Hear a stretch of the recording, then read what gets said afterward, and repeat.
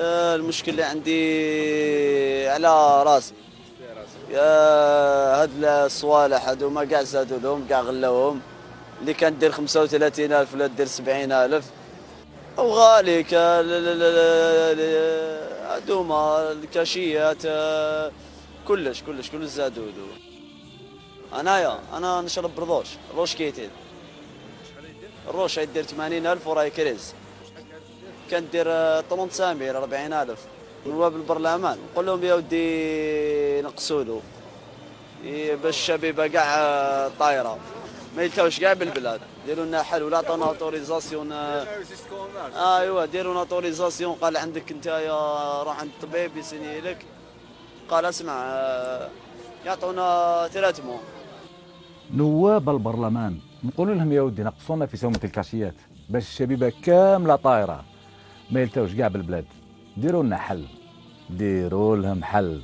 هذه هي الصورة المصغرة عن جيل كان من المفترض أن يسلموه المشعل فسلموه الشعلة التي عدلت له دماغه، فلم يعد يريد من السلطة سوى أن توفر له المزيد من الدوخة حتى ينسى يا معالي ويحيى ويا زميل إنجيلا ميركل ويا غول التاج السيار ويا حداد مول الزفت الوطني، حتى ينسى أنكم هنا وأنكم العنوان الكبير لوطن كان سيد الأوطان فجعلتم منه بلد أقصى ما يحلم به شبابه أن يوافق برلمان طليبة وسيبو حجة على تخفيض أسعار الزطلة والكاشيات فيه.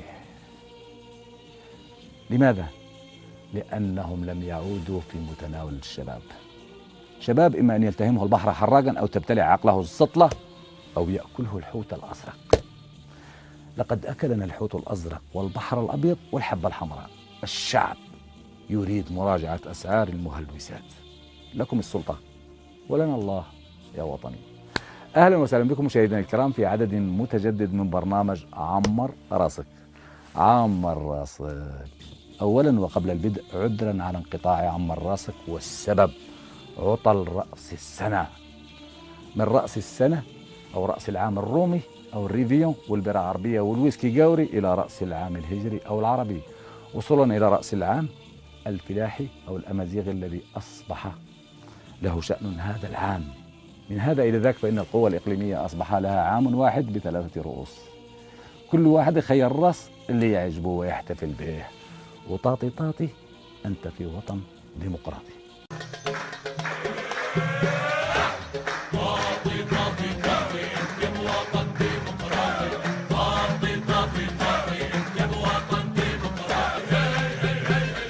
لما يكون في عندك همة وقوة وعزم وصدق وذمة، لما يكون في عندك همة وقوة وعزم وصدق وذمة، بتصير من أعداء الأمة فكر الواطي، فكر الواطي. ولما كلمة حق دينك وأعمى في حد يعينك، لما كلمة حق دينك وأعمى في حد يعينك، لما تخبي بقلبك دينك فوق أحباطي، فوق أحباطي. ناس المرسيدس بتسوق تاكل مشوي مع مسلوق، ناس المرسيدس بتسوق تاكل مشوي مع مسلوق، لك ناس بتركب على الخازوق بتقلها سبحان العاطي، بتقلها سبحان العاطي.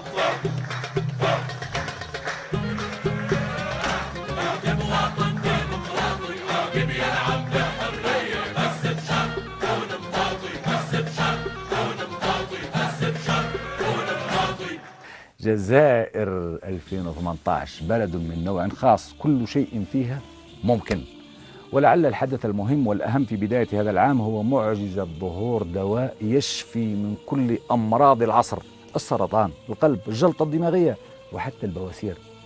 في الجزائر لا يحلبون لك عقلك فقط ولكن حتى التيس يحلبوه. الأكثر من ذلك يكتشفون أن حليبه فيه شفاء للناس. ذكر شوف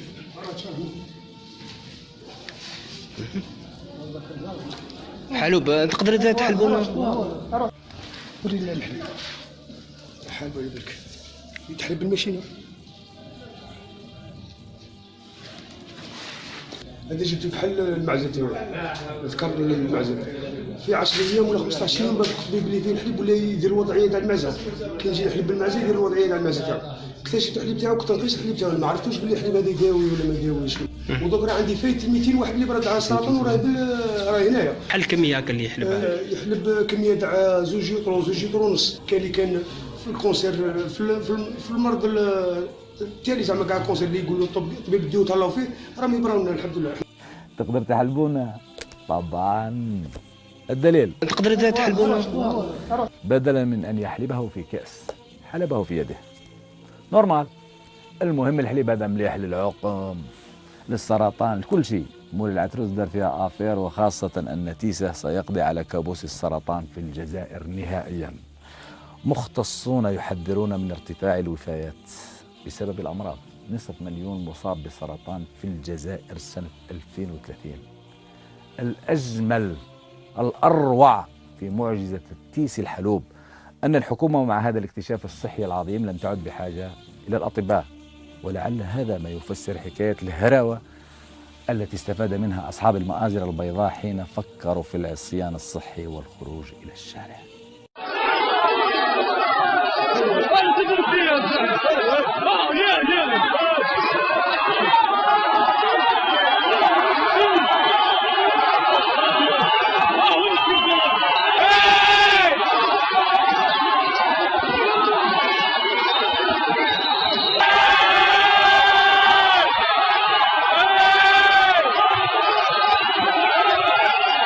ارواح تناقش معانا، حتى تقعد معانا، ما تعاملوناش بهذه الطريقه. رانا شعب، رانا مواطنين، رانا متحضرين، رانا دارسين، رانا بكالوريا زائد 7 زائد 4 سنين، رانا حياتنا كاع في الدراسه.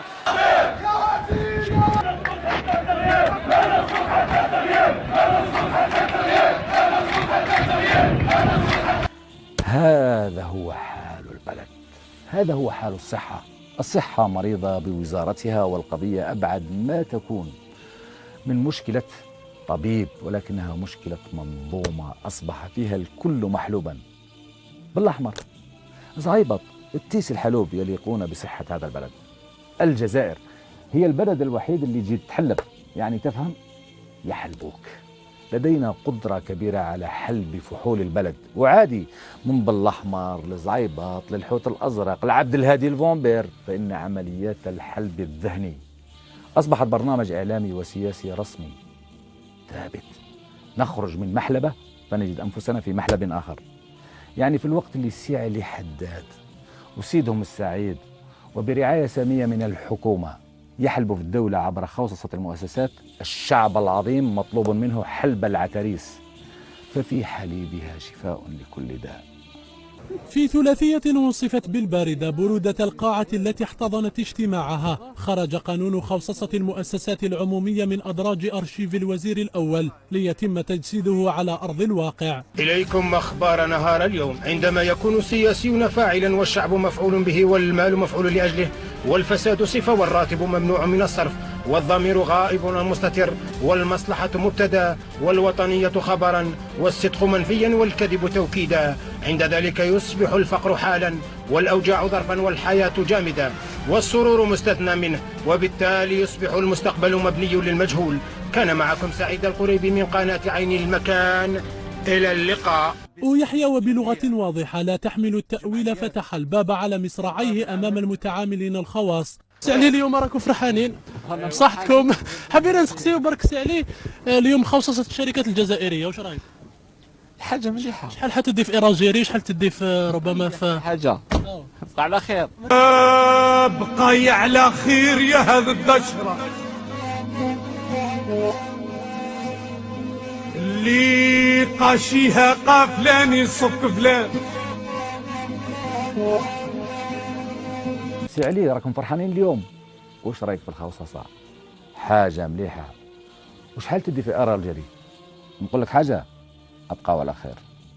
هذا هو الحوار. في الحقيقة الجزائر هي اللي تبقى على خير يا سعلي. أشغال اجتماع الثلاثية أحمد ويحيى فتح رأس مال المؤسسات الصغيرة والمتوسطة العمومية. وزير الأشغال العمومية فتح الشحن الجوي والبحري أمام الخواص. اعتبر الميثاق هندسة تاريخية للاقتصاد الوطني. علي حداد يرافع لتسريع وتيرة الإصلاحات. جميلة كلمة يرافع، ولكن بأي لغة؟ إنجليزي دا يا مرسي. Nous avons aussi effectué plusieurs déplacements à l'étranger. Mali, Canada, UK, Royaume-Uni, Irlande du Nord. Salam alaikum. J'ai conduit une délégation de 11 chefs d'entreprise à la 17e foire de Bamako. Quoi? On n'est pas à l'école, hein? Monsieur Soumaïlo Boubié Maïga, sur l'instruction du président de la République du Mali. T'es sûr que tu comprenais bien le français, toi? Et de hautes personnalités gouvernementales maliennes avec lesquelles j'ai eu d'intenses échanges sur la coopération algéro-malienne. Attends, je vais parler doucement. Je vais parler doucement, comme ça les mots ils viennent pas vite, comme ça les... Ce déploiement à l'international. Tu me regardes comme ça. T'es sûr que tu as été à l'école? أعترف ونعترف جميعا أن عليل تاع الأفسيو تلميذ مجتهد ومواظب على دراسته، والدليل أنه يحاول ويصر على تعلم اللغة الفرنسية. طبعا يجي النهار اللي يولي فيها فيكتور هيغو، فمن نجح في المال يمكنه أن ينجح في كل شيء. كما سيدي سعيد نتاع النقابة راهو مخ في الفرنسية، والأكثر من ذلك في دين عذرينكم. شوف، عندنا لي كومبيتونس، عندنا الماتيريال، عندنا لا فينونس، عندنا لي جيزمون مجمدين. الدين عزرايل حبسوا كلش خلاص، حبسوا.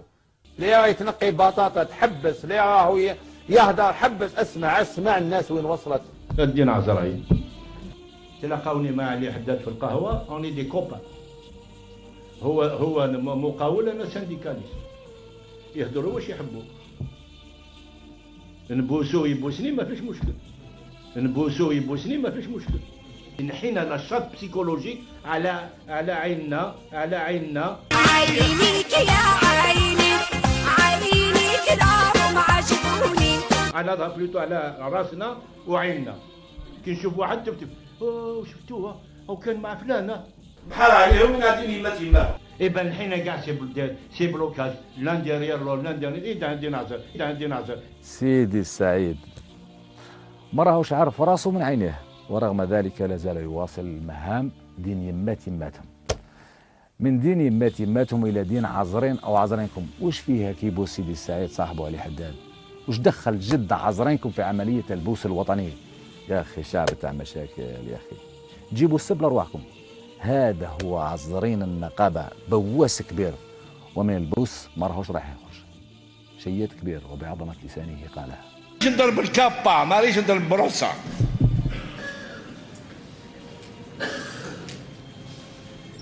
ولكن نقولها لكم كنقابي، ولا ضروريه حكمه نضرب الكابا دون لانتيري دي ترافايور نضربها.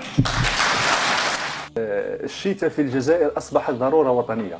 في جولة صيد أطلق أحد الملوك سهما على عصفور فلم يصبه، وقبل أن ترتسم على وجهه علامات الخيبة بادره وزيره الذي كان برفقته: أحسنت يا مولاي. رد عليه غاضبا: أتهزأ بي؟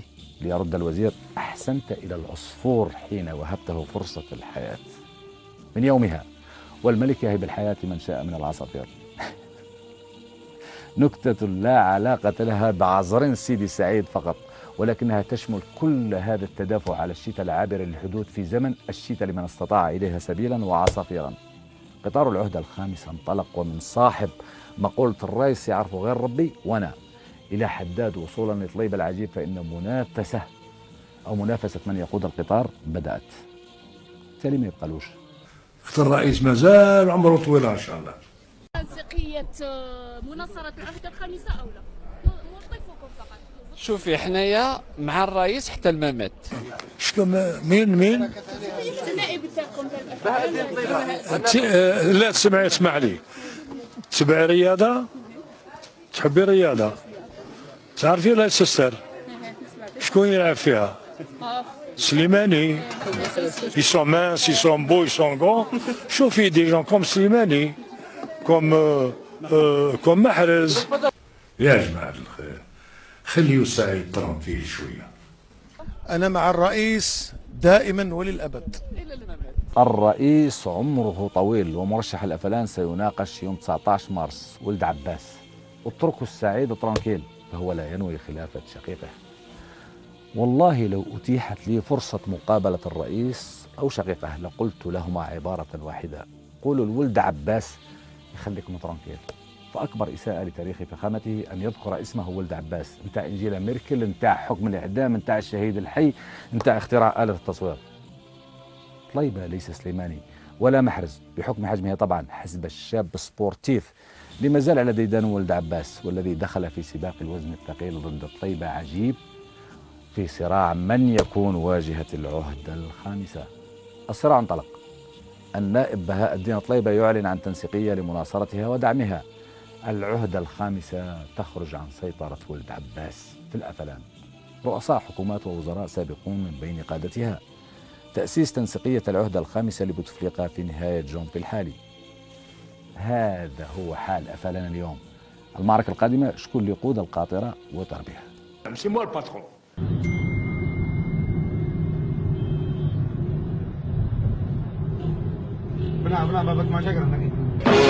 علي علي بطل فليت هيا بريا جراندايزر.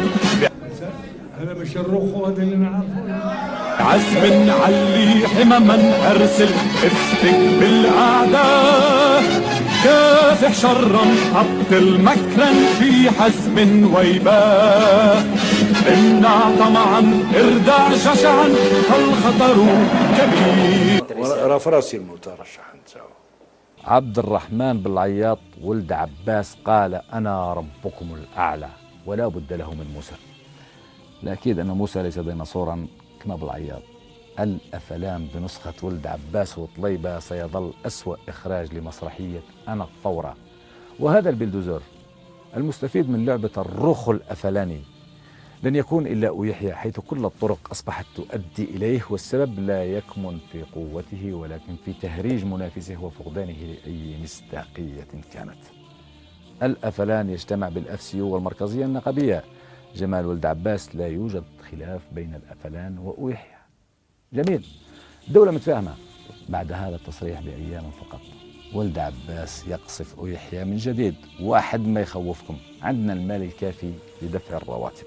أروح أنت وافهم جد جدهم. شدت الأزمة أكثر، كما نقول له بالعامة وصل موسى العظم. حتى واحد ما يخوفكم، باش تخوفوا الشعب. تقول الدولة أزمة، عندنا المال اللي باش نخلصوا، عندنا المال الكافي اللي باش ندفعوا راتب الموظفين. هل في رايك انت تبقى الدولة تسير شركة تاع البريك، ولا الدولة تبقى تتكفل بدعم سياسة السكن باش الناس يسكنوا؟ ما فيه لا خصاصة ولا اليوم يحزنون. أولا القطاع العام استراتيجي لا مساس فيه. أخصمك أسيبك لا، وجوه الروح هتفضل حبيبي اللي أنا بهواك. هذا هو القماش، هذا هو الحقيقة. أن الجزائر لا تعيش أي أزمة سوى أزمة الضحك على الأذقان، والوطن الذي يبتلى بمثل ولد عباس ويحيى أزمته الوحيدة أزمة مصداقية. حزبان هما الحكومة، الوزراء، الولاة، وكل واحد يغني بغناه. أروح أنت وعيش في الجزائر. والله العظيم غير نورمال كي تسمع أمثال هؤلاء تطالب عفويا، غير تسمعهم تطالب عفويا بترشيد أسعار المهلوسات وتزيد تحلب معها عترس وتشرب بالصحة والعافية. والسلام على من اتبع الهدى. صديق شهاب ويحيى هو الرجل الأنسب لقيادة الحكومة حاليا. هايدا الناطق الرسمي للأرندي يشهد لصالح أمينه العام بأنه الأصلح لقيادة الحكومة. طبعا من يشهد لك يا سيد يحيى غير رفيق دربك وحزبك لينفخ فيك بأنك الوحيد الذي بإمكانه إنقاذ الجزائر من مآل ومصير التيتانيك؟ من؟ بدون أي عقدة. هذه نقلة نوعية هامة، وهذا جواب لبعض الخطب السياسية التي مع احترامنا لها لكن من حقنا نعلق عليها أنها تريد الجمود الاقتصادي للجزائر. حي عليا. شوف، وأن باخرة الجزائر يوقع لها مثل ما وقع الباخرة الشاهرة التي تسمى التيتانيك، في وقت الإعصاف تنتظر فقط الغرق. مورا جيت تخطبني ياك؟ واه، وكيلو بنان كادو.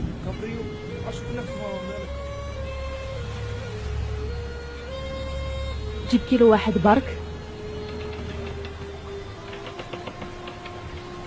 نبغيك كيما خويا.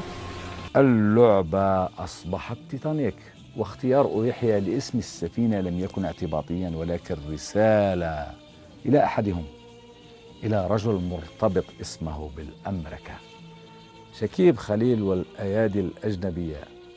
قال الرجل الثاني في الأرندي أن شكيب خليل يريد وضع الجزائر في أحضان الدول الأجنبية الكبرى. مكشوفة باينة. ويحيى الذي ارتاح من زمن سعداني وجرأته، وظن أن الساحة أصبحت شاغرة فارغة بوجود ولد عباس مضحك، خرج له قط من تحت القصب. طبعا شكيب خليل الأمريكي الذي يريد أن يرمي الجزائريين بين أحضان الدول الأجنبية الكبرى وليست الصغرى هو القط. شكيب ليس نكتة، ولكنه شخص يحسب لكل تصريح وخطوة حسابهما. وصف الإدارة بالعدو الأكبر للاقتصاد الوطني. شكيب خليل يطلق النار على يحيى، طبعا نقود يضر بالفئات الهشة والتضخم. في مقال على صفحته بالفيسبوك شكيب خليل ينشر حصيلة سوداء عن سياسات يحيى. مفضوحة اللعبة. إذن رجل التيتانيك عره عن وجهه، ويحيى يقف وجها لوجه أمام مول الفول وليس مول الكرافطة الوردي. الصراحة اللي واجهت بها الوضع الاقتصادي الصعب أو الوضع المالي الصعب كانت آثار التحفظات بعد، وكان منهم الوزير الأسبق للطاقة السيد شكيب خليل اللي قدم تصريحات مناقضة وانتقد سياستكم وقال أنه السيد الوزير الأول يتجه بالجزائر نحو الإفلاس. هو حر، ما يقلقنيش، نكلفك تبلغي له السلامي عن طريق جريدتك، والإفلاس المستقبل يعطي الدليل. لا بالانس دي بيمون كان لي بروبليم. هو حر وبلغوه سلامي. طبعا الرسالة واضحة من يحيى إلى شكيب الذي لم يكن يخطر ليحيى على بال بعد أن خلى له الجو وأصبح الآمر الناهي. المهم المرمطة اتخلطت، ومفعول المهلوسات السياسية والرئاسية منها بالذات انتهى لصراع صبعي وصبعك وعض، تبكي أمك وما تبكيش أمها. معركة الغابة في جمهورية طاي على منطقة.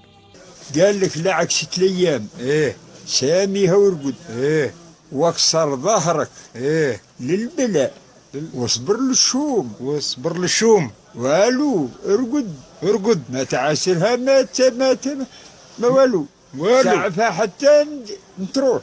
آخر الكلام، يسألني البعض عبر صفحة برنامج عمر راسك الفيسبوكية عن موقفه من تعميم الأمازيغية. طبعا أنا موقفي واضح ثابت، فهو من موقف معالي الوزير الأول السيد أحمد ويحيى. أنا أتقاطع معه في كل المواقف. ومشوار طويل إن شاء الله، والأكاديمية المقترحة تسمح للأخصائيين بعيدا عن النزاعات السياسوية الآن يبنيوا لنا لغة أمازيغية كاملة المعنى. ما حبيتش نخاطبكم بالأمازيغية خاطر نخاطبكم بالقبيلية. سي محمد بابا اللي هو تاركي يفهم بالك 10%، وسي بالقاسم الله زميلي هو شاوي بالك يفهم 10%، والحاج بكير هو من المزار بالك يفهم 10%. لا خليه يديروها لنا الأخصائيين، تصبح لغة الكل إن شاء الله، تصبح لغة الكل إن شاء الله.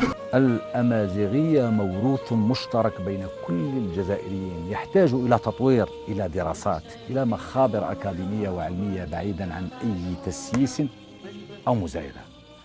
اللغة العربية طبعا ثابت نوفمبري يتجاوز بقائه إرادة كل رئيس أو مرؤوس.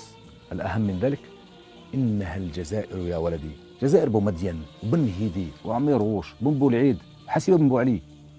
جزائر رايتها كانت وستظل واضحة، خضراء فاقع لونها بأحمر دم يمثل المليون شهيد، وببياض وطن شعبه كما شعابه كلها واحدة موحدة. اللهم إنها الجزائر فمنك الحفظ يا رب وأنت الحافظ. إلى الفقرة الموالية إلى يحكى أنه في زمن يحكى أنه في زمن مضى. في حكايتنا هذه الزمن لم يمضي بعد.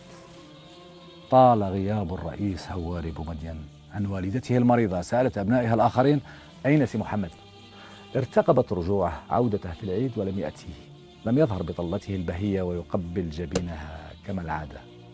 جاء الفاتح نوفمبر لم تسمع عنه أي خبر سوى أنه مسافر. تسرب الشك والحزن إلى قلب الوالدة المريضة. كانت تقول قلبي خبيري، وكأنها أحست أن هنالك شيء غير عادي حصل بعد عودة الرئيس من العلاج في موسكو ودخوله الغيبوبة. لم يعد من الممكن إخفاء مرض سي محمد عن والدته. كم كان إخبارها قاسيا وصعبا، وكم كانت الفاجعة عظيمة على قلب تلك الأم المتعبة والتي عانت بسبب غياب ابنها في الماضي، حيث أخذته منها الحرب وبعدها أبعدته عنها السياسة واليوم المرض. تهيأت وهي ترتعش لرؤية فليدة كبدها في المستشفى متكئة على ذراع ابنتها الصغرى. وصلت إلى المستشفى فلم تجد إلا جسدا ممددا فوق السرير. إنه سي محمد ابنها النحيف. خانتها قواها فجثت على ركبتيها والألم يعتصر قلبها الضعيف. لا شيء يهون أو يهون عليها ذلك المنظر الرهيب. كانت تدندن أيام غياب سي محمد عنها، أيام الحرب. يا طير يا طير يا طاير الحيحاية، أنا وحدي وحيدة هنا وسي محمد ماهوش معايا. بني الأصقر الطير الحر غزال الصحراء غابوا عويناته وأنا مريضة ما لقيتش دوايا. رحمة الله على الرئيس في ذكرى وفاته. إلى الفقرة الموالية إلى قالوا وقلنا.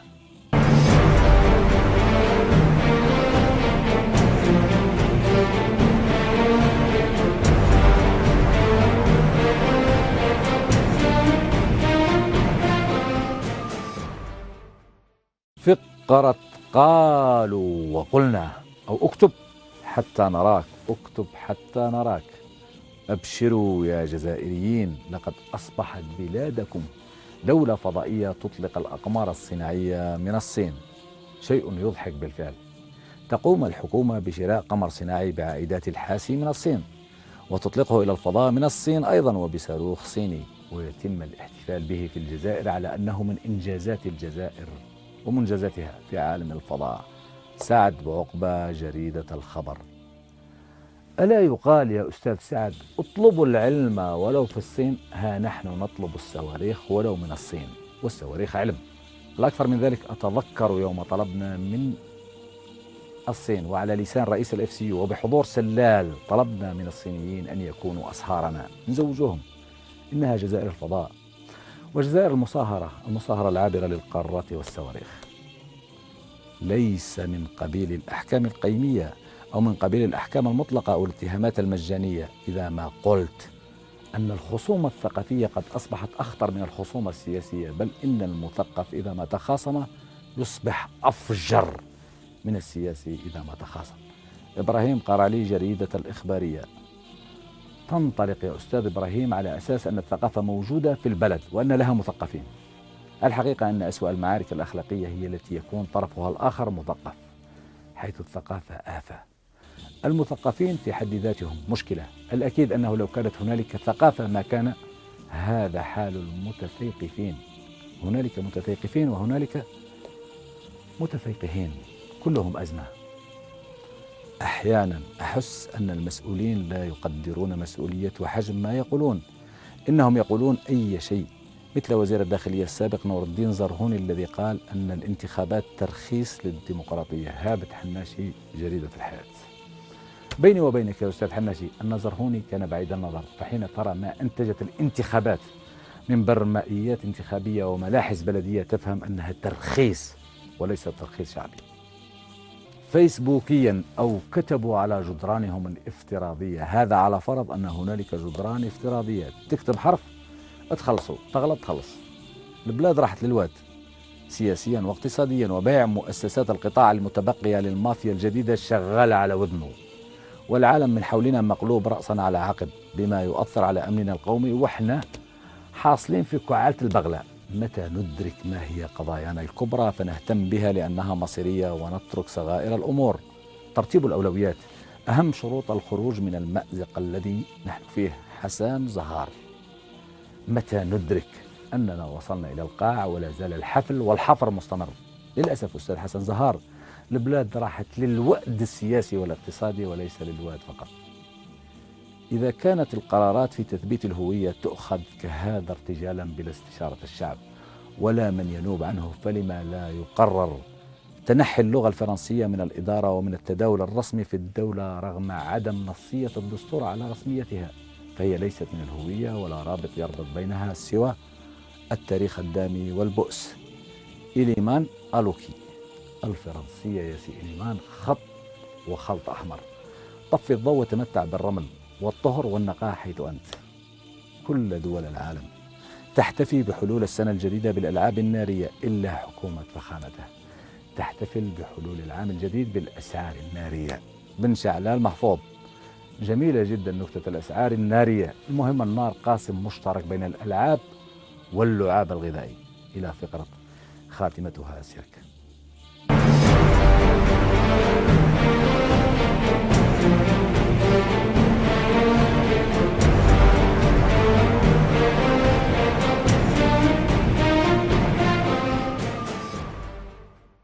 خاتمتها سيرك، والسيرك كما نعلم فنون وجنون ومجون أحيانا. سيرك هذا العدد تختزله جدارية من نوع خاص، جدارية مؤلمة ولكنها تفي بغرض الضياع الذي نعيش. الوطن مثل الأم إلا في الجزائر. تقول مرت باباك، تقول مرت باباك. للأسف لا تعليق سوى أننا نعيش الخيبة في كتابة الجدران، وحتى حين يتكئ أطفالنا على الجدران. طفلة في عمر الزهور تلقي على سموكم يا أصحاب المعالي درسا تطبيقيا في كيفية بيع البيض في جزائر 2018، حيث العزة والكرامة للبيض أطفاله. ولهذه الأم بوهران شاحنتها أقصد منزلها هنا تبيت وهنا تعيش. جزائر يا أرض السكنات والمسكنات. شابة تهدد بالانتحار من عمود كهربائي. رانا بخير. هنا يسكن مواطن آخر. أزمة السكن تم حلها، فقط ينقصنا الفايونس والبلاط. والي ولاية العاصمة ومعالي الوزير يعاينان صورتهما أو صورتيهما في الفايونس. لست أدري أهي إهانة أم تكريم، لا علينا. رب أخ لم تلده أمك. هيربين يحمل سيمين. نورمال، إنها الجزائر يا ولدي، وتبقى الجزائر رغم كل شيء عظيمة حين نترحم على هذا الطبيب. الدكتور وليد عليوي المختص في جراحة العظام توقف في الطريق السريع بالأخضرية لإسعاف عائلة تعرضت لحادث مرور فصدمته شاحنة ليلقى حتفه. رحمة الله عليك. للقاء في الحلقة القادمة بإذن الله.